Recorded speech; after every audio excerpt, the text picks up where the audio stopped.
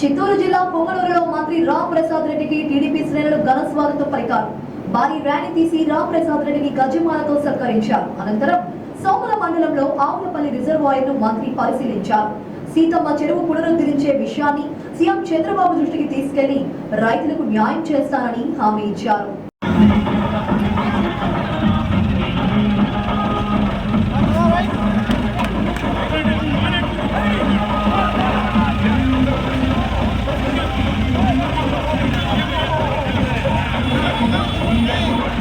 మీరు కూడా ఒకటి గమనించాలా, మొన్న ఎలక్షన్లు జరిగినాయి.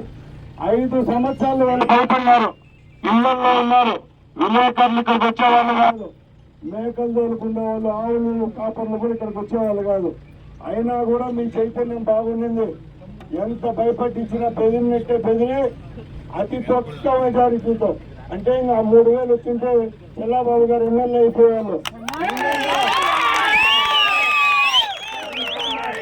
ముసలాయన పని అయిపోయింది. రేపు ఎలక్షన్ ఉంటాడో తెలియదు. ఎప్పుడైనా పాపాలు చేసినోనికైతే భూమి మీద పట్టికుండగానే నూకలు జరుగుతాయి. ఈరోజు ఏ కుటుంబం అయితే కరెక్ట్ 3 నెలల ముందు మీసాలు తిప్పుకుంటా రౌడీలు వెనకాలం చేసుకుని ఈ ప్రాంతాల్లో తిరిగినారు.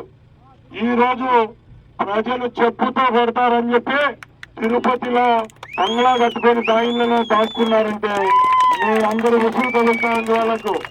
నేను ఒకటే చెప్తున్నా, ఈరోజు తెలుగుదేశం పార్టీ ప్రభుత్వం వచ్చిన తర్వాత, చంద్రబాబు నాయుడు అనే పెద్ద మనిషి ముఖ్యమంత్రి అయిన తర్వాత ఎవరికి గుండెకాయలు లేవు రైతుల మీద చేసేయడానికి.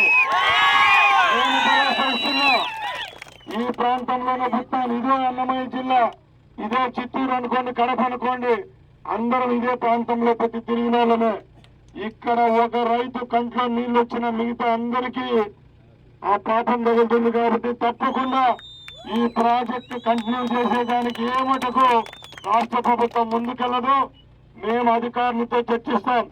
ఎవరైతే ఈ ప్రాజెక్టు కోసం ఆపేదానికి కష్టపడ్డారు వీళ్ళంతా ఉన్నారు పాపం, వీళ్ళందరికీ దండం పెట్టండి. మీరు మాట పెట్టండి, ఒకసారి పెట్టండి వీళ్ళకు. ఎందుకంటే ఈరోజు మన సొంత భూమి 1 ఎకరా పోతే ఎంఆర్ఓ ఆఫీస్కు పోలేని కాలంలో ఢిల్లీకి పోయి మీ అందరి కోసం పోరాడి ఈ ప్రాజెక్టు నిలబెట్టిన ఇద్దరు పెద్ద మనుషులతో మాట్లాడుతుంటే నాకే గర్వంగా ఉంది. ఎందుకంటే మనం ఏదన్నా పోతేనే పట్టించుకోండి. ఈరోజు అలాంటివి గ్రామాలు 12 ఎకరాల భూమి పోతారు.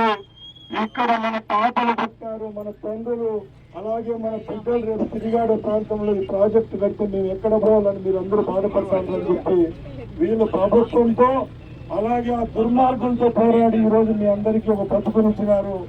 ఈ రోజు వరకు వాళ్ళు కొట్లాడింది ఒక ఎత్తైతే, ఇంకా నుంచి తెలుగుదేశం పార్టీ ప్రభుత్వం భరోసా ఇస్తాను మీకు. ఇక్కడ నుంచి పనులు ఎంతలో ఉన్నాయి అంతలోనే ఆగిపోతాయి. ఎవరికైతే రైతులకు భూములు కోల్పోయినారో వాళ్ళకు రెగ్యులర్ చేర్పించి మళ్ళా మీకు పట్టాలు ఇప్పించేది కూడా ఈ ప్రభుత్వం తీసుకుంటుందని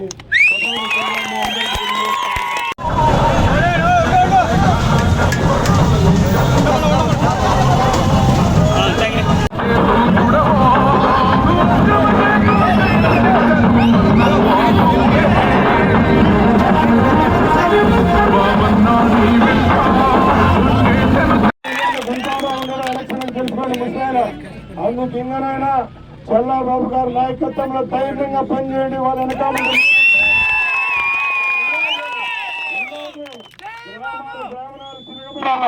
పొంగనూరు నియోజకవర్గంలో గ్రామాలు తిరగబడి అక్కడ నుంచి తిరుపతి నుంచి నాయన గాని కొడుకు గాని చిన్న కూడా ఇక్కడికి రాకుండా చేయాలి. మీదే